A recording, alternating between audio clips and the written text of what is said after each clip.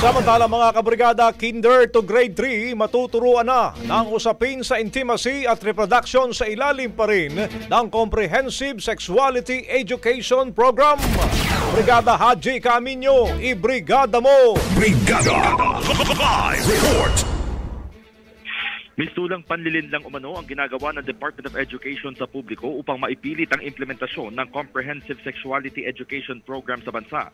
Sa briefing ng DepEd sa House Committee on Basic Education and Culture ngayong araw, pinunan ni Panel Chairperson Roman Romulo ang paggamit ng iba't ibang terminolohiya o salita upang inormalize ang CSE. Lahat naman anya ay nagkakaisa sa layuning masolusyonan ang problema sa teenage pregnancy sa Pilipinas.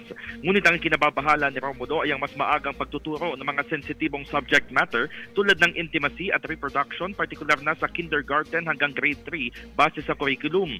Sa halip na grade 5, itinuturo na sa grade 4 ang teenage pregnancy dahil sa mas maagang nararanasang monthly period. Maging ang issue sa pananamit ay nakapaloob na sa mga paksang tatalakayin sa grade 4 o sa grade 9 at pagtanggal na umano sa karapatan ng magulang na gabayan ang kanilang mga anak.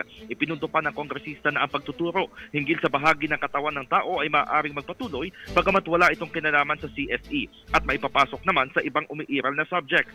Sagot ng DepEd, hindi nila intensyon na alisin sa mga magulang ang parental authority, kundi nagsisilbi lamang na supplement sa mga bata. In the heart of changing lives, ito si Brigada Haji Caminyo ng 105.1 Brigada News FM Manila, the Music and News Authority. Brigada Balita Nationwide sa tanghali.